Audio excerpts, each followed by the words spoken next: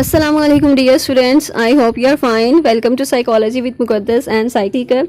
And today we are going to discuss about dissociative disorders. Dissociative disorders क्या होते हैं? These are linked with the traumatic events और traumatic disorders के बाद हमें डिसोसिएटिव डिसऑर्डर्स DSM में देखने को मिलते हैं. So this means dissociative means detach हो जाना, अलग हो जाना, सेपरेट हो जाना. और किससे अलग हो जाना, इसमें 3 जो मेन चीज़ें हैं वो होती हैं हमारी. इसमें आइडेंटिटी है, मेमोरी है और कॉन्शियसनेस है. अब आइडेंटिटी जो है वो आपकी डिस्टॉर्ट है. आइडेंटिटी क्या होती है? आइडेंटिटी मीन्स आपका sense of who we are, यानी हम कौन हैं. और जो आपकी एक शनाख्त होती है, आपकी पहचान होती है, जैसे आपका नाम है कोई और आपकी जो भी बायोडाटा है वो सारी जो इन्फॉर्मेशन है दैट इज़ योर आइडेंटिटी. और इसके बाद मेमोरी क्या है? मेमोरी जो है वो आपकी जो पास्ट, प्रेजेंट और की जो आपकी इवेंट्स रहे हैं, जो इन्वायरमेंट रहा है, वो सब कुछ आपकी मेमोरी था. यानी सेंस ऑफ आइडेंटिटी का वो लिंक्ड है, वो इंटरलिंक्ड है आपस में. सो जो भी आपकी आइडेंटिटी है वो मेमोरी का ही हिस्सा है. यानी आपकी जो आइडेंटिटी है कि आप कौन हैं, आपका नाम क्या है, जो भी बायोडाटा आपको रिमेंबर है, वो सब कुछ आपकी मेमोरी का हिस्सा है. एंड देन कॉन्शियसनेस है. कॉन्शियसनेस मींस अवेयरनेस, कि आपको कितनी अवेयरनेस है अपनी सराउंडिंग के बारे में, अपने आप के बारे में. तो ये तीनों चीज़ें जो हैं इसमें डिस्टर्ब होती हैं, तीनों चीज़ें डिस्टॉर्ट हो जाती हैं, डिस्टॉर्शन होती है तीनों चीज़ों में और उस तरह से नॉर्मल नहीं होती. तो इसमें इस डिसऑर्डर्स जो हैं वो इसी वजह से होते हैं, इन तीनों चीज़ों की वजह से होते हैं. That is identity, memory and consciousness. और ये इंटेंस लेवल के होते हैं, ये उस तरह से नहीं होते जो नॉर्मल पीपल यानी कि लोग जो हैं वो हम डील कर पाते हैं, ये डील कर लेते हैं. सो अगर कोई डील ना कर पाए तो उसको ये डिसऑर्डर्स जो हैं वो हो सकते हैं, डिसोसिएटिव डिसऑर्डर्स हो सकते हैं. अब इनमें कौन से डिसऑर्डर्स हैं वो देखते हैं. इसमें पॉजिटिव जो डिसोसिएटिव सिम्टम्स हैं वो कौन सी होती हैं, नेगेटिव सिम्टम्स कौन सी होती हैं, ये भी आपने चेक कर लेना है. देन कैटेगरी क्या है इसकी? डिसोसिएटिव आइडेंटिटी डिसऑर्डर होता है, जिसको हम मल्टीपल पर्सनालिटी डिसऑर्डर कहते हैं. ये आइडेंटिटी से रिलेटेड है, यानी आपकी आइडेंटिटी डिस्टॉर्ट है, इसमें आइडेंटिटी डिस्टॉर्शन है, आपकी आइडेंटिटी स्टेबल नहीं है उसमें, और जिससे आपकी जो पर्सनैलिटी है ये मल्टीपल पर्सनैलिटीज़ हैं, आपकी एक पर्सनैलिटी नहीं है. देन है डिसोसिएटिव एमनीशिया, यानी ये आपकी मेमोरी से रिलेटेड है कि आपकी मेमोरी डिस्टॉर्टेड है और आप जो है वो चीज़ें भूल जाते हैं. और देन डीपर्सनलाइजेशन, डीरियलाइजेशन डिसऑर्डर है, जो कि कॉन्शियसनेस से रिलेटेड है, जो आपकी अवेयरनेस होती है उससे रिलेटेड डिसऑर्डर है. अदर स्पेसिफाइड डिसऑर्डर है और अनस्पेसिफाइड है. सो डिसोसिएटिव आइडेंटिटी डिसऑर्डर में हम देखते हैं कि इसमें हमारे पास मल्टीपल पर्सनैलिटीज़ होती हैं और इसमें एक से ज़्यादा यानी 2 या उससे ज़्यादा पर्सनैलिटीज़ होती हैं एक इंसान में. और वो पर्सनैलिटीज़ एक दूसरे से बिल्कुल डिफ़र होती हैं, बिल्कुल चेंज होती हैं, जिसमें उनके जो इमोशंस हैं वो भी चेंज होते हैं, उनके जो स्किल्स हैं वो भी चेंज होते हैं, उनकी जो एबिलिटीज़ हैं वो चेंज होती हैं, लैंग्वेजेस इवन के वो जो बोलते हैं वो भी चेंज होती हैं. और वो उन्हें खुद भी नहीं पता कि उनको एक लैंग्वेज आती है, लेकिन जो दूसरी पर्सनैलिटी है उसे दूसरी लैंग्वेज आती है. तो इस तरह से वो बिल्कुल अनअवेयर भी होते हैं इस चीज़ के बारे में. और इस तरह से उनकी पर्सनैलिटीज़ जो हैं वो डिफरेंट पर्सनैलिटीज़ हो सकती हैं, डिफरेंट मतलब सब पर्सनैलिटीज़ होती हैं उनमें.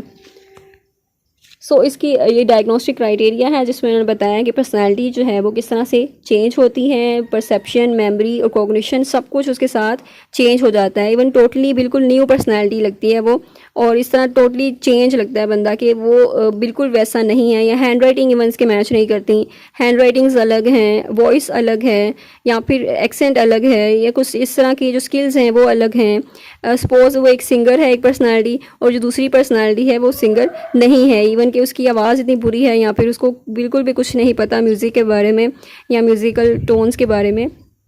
तो इस तरह से वो पर्सनालिटीज़ जो हैं बिल्कुल डिफरेंट होती हैं, आपस में मैच नहीं करती.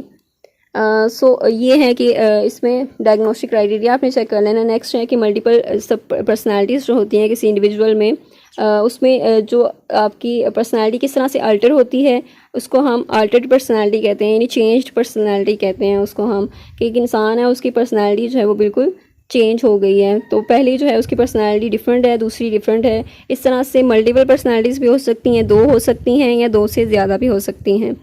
नेक्स्ट है हाउ डू सब पर्सनैलिटीज़ डिफ़र, किस तरह से डिफ़र करती हैं, यानी उसमें फिजियोलॉजिकल डिफरेंसेस भी होते हैं, एक ऑटोनॉमिक नर्वस सिस्टम है, यानी ब्लड प्रेशर जो है लेवल बहुत हाई है, एलर्जीज हो सकती हैं किसी चीज़ से, लेकिन जो दूसरा है उसको उस चीज़ से एलर्जी नहीं होती, या फिर उसका ब्लड प्रेशर जो है वो नॉर्मल होता है, या फिर उसको डायबिटीज़ भी नहीं है सपोज। तो इस तरह से बिल्कुल ऑपोजिट पर्सनैलिटीज़ होती हैं।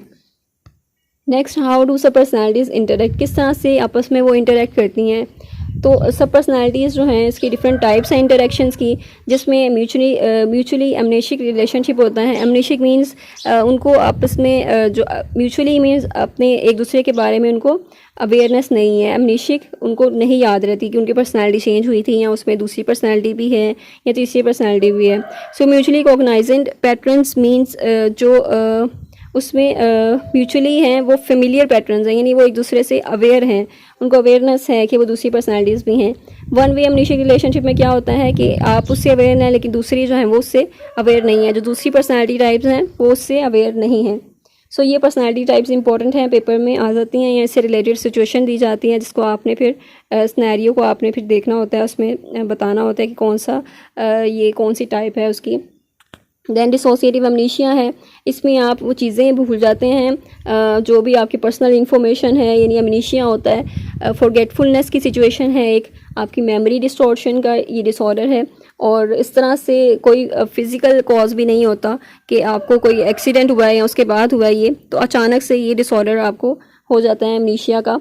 और एमनीशिक डिसऑर्डर है, डिसोसिएटिव डिसऑर्डर है, डिसोसिएटिव एमनीशिया है, यानी आप में वो फॉरगेटफुलनेस जो है वो हो जाती है, कुछ इवेंट्स जो हैं आपके भूल जाते हैं आपकी लाइफ के, और वो सिलेक्टिव भी हो सकता है, लोकलाइज। इस तरह से डिफरेंट टाइप्स हैं एमनीशिया की, वो भी हम चेक करते हैं।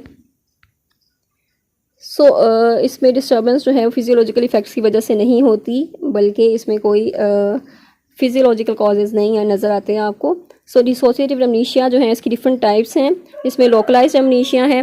लोकलाइज्ड एमनीशिया में क्या होता है कि आप उसमें सारे इवेंट्स को भूल जाते हैं, जो भी उस इवेंट जब हुआ था आपको, जैसे कि कॉम्बैट में देखते हैं आप, किसी जंग में है कोई सोल्जर है, तो अगर उसके सामने जो इवेंट्स हुए थे तो वो सारे इवेंट्स को भूल जाएगा।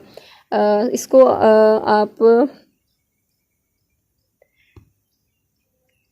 लोकलाइज एमनीशिया को आप एमनिस्टिक जो एपिसोड्स होते हैं वो भी कहते हैं। सो सिलेक्टिव एमनीशिया में क्या होता है कि आप सिलेक्टिवली जो एक हिस्सा था उसका, उसके कुछ इवेंट्स जो हैं वो आप भूल जाते हैं। नेक्स्ट आपके पास है जर्नलाइज्ड में क्या होता है कि आप अपने जो इवेंट्स थे वो तो भूलते ही हैं, लेकिन उसके जो पास्ट के इवेंट्स हैं आपकी पर्सनैलिटी के, जो लाइफ इवेंट्स थे आपकी, वो भी आप भूल जाते हैं। कंटिन्यूस में यानी आपकी जो आप ये भूलने की बीमारी है वो कंटिन्यूस रहती है, आप सिर्फ अपने पास्ट के इवेंट्स नहीं भूलते, बल्कि आप जो फ्यूचर के जो इवेंट्स होते हैं, जो ऑन गोइंग एक्सपीरियंसेस होते हैं, आप उनको भी भूलते रहते हैं। सिस्टमाइज्ड होता है, सिस्टमाइज्ड एमनीशिया में क्या होता है, स्पेसिफिक कैटेगरी जो है वो आप उसको भूल जाते हैं, स्पेसिफिक इन्फॉर्मेशन जो है वो आप उसको भूल जाते हैं। एंड देन परमानेंट एमनीशिया में फॉरगेटिंग जो है इन्फॉर्मेशन की, वो परमानेंट बेस पे होती है, यानी आप उसको मुस्तकिल भूल चुके होते हैं। सो ये डिसऑर्डर एमनीशिया की टाइप्स हैं कुछ, और ये इंपॉर्टेंट हैं, पेपर में आ जाते हैं, और क्वेश्चन आ जाएगा, या फिर आपको ये कोई भी सिनेरियो दिया गया होगा जिसमें आपने आइडेंटिफाई करना है कि कौन सी टाइप्स है। एंड देन डिसोसिएटिव फ्यूज में क्या होता है, जैसे कि वर्ड है फ्यूज मीन फ्ली, यानी भाग जाना। सो इसमें मेमोरी लॉस होता है और बहुत एक्सटेंसिव लेवल का होता है, जिससे इंसान जो है वो ऐसी कैफियत में चले जाता है कि वो अपनी सारी जो चीज़ें थी वो सब कुछ भूल जाता है, अपनी आइडेंटिटी भूल जाता है, और वो इस तरह कहीं भी चला जाता है, वो अपनी नई लाइफ स्टार्ट कर लेता है, और जिसमें वो उसकी पर्सनैलिटी जो है वो बिल्कुल चेंज हो जाती है, और उसमें नई चीज़ें जो है वो सीख लेता है, और नई पर्सनैलिटी को वो अडॉप्ट कर लेता है, और वो अपने बारे में सब कुछ भूल चुका होता है, लेकिन उसे जब भी वो याद आता है तो वो वापस आ जाता है, और वो उसको याद आने में इवन के कुछ मंथ्स लग सकते हैं, कुछ महीने या कुछ साल वगैरह लग सकते हैं। और इस तरह से फ्यूज की कंडीशन होती है, यानी कि सीवियर टाइप का है ये, एक्सट्रीम वर्जन है आप कह लें डिसोसिएटिव डिसऑर्डर का। फ्यूज की जो कंडीशन है डिसोसिएटिव फ्यूज, यानी सब कुछ छोड़ छाड़ के भाग जाना, और सब कुछ भूल जाना, और अपनी एक नई लाइफ जो है वो स्टार्ट करना, नई आइडेंटिटी बनाना, और ये सब कुछ जो है वो फ्यूज का एक हिस्सा है।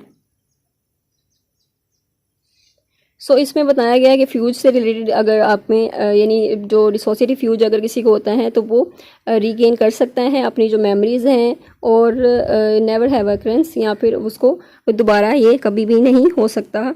सो ये डिपेंड करता है, वो रिवर्सिबल भी है फ्यूजेस वगैरह, ब्रीफ भी होते हैं, कुछ मुख्तसर अरसे के लिए होते हैं, कुछ रिवर्सिबल होते हैं कि वो रिवर्स हो सकते हैं। और इस तरह से फ्यूज में जो है वो एक इंसान ड्रीम लाइक स्टेट पे होता है, उसकी जो कॉन्शियसनेस है, जो अवेयरनेस है, वो किस तरह से चेंज हो जाती है कुछ घंटों के लिए, कुछ दिनों के लिए, कुछ महीनों के लिए या कुछ साल के लिए। तो ये कुछ भी कहा नहीं जा सकता ये फ्यूज कितनी अरसे के लिए होगा। I hope I made it clear. अगर कोई भी कन्फ्यूजन है किसी कॉन्सेप्ट से रिलेटेड तो आप कमेंट सेक्शन में पूछ सकते हैं। इसके अलावा अपना फीडबैक भी कमेंट सेक्शन में लाजमी शेयर किया करें कि आपके लिए वीडियोस हेल्पफुल रही हैं या नहीं रही। और do share this video with other students, and if you are new to this channel then don't forget to subscribe and join our community so that you get new videos updates in the future. And दूसरा जो हमारा channel है psyche Sikar का, वो भी इसी purpose के लिए बनाया गया है, यूनिक वीडियोज़ के लिए बनाया गया है, यूनिक कॉन्सेप्ट्स को समझने के लिए बनाया गया है। So do visit that channel, description में उसका लिंक मिल जाएगा। अगर आप इंटरेस्टिंग हैं then do join this channel too, and thank you so much for your support, for your love and for your appreciation, and that is the great motivation for us. Thank you so much. मिलते हैं next lecture में। till then take care. अल्लाह हाफिज़।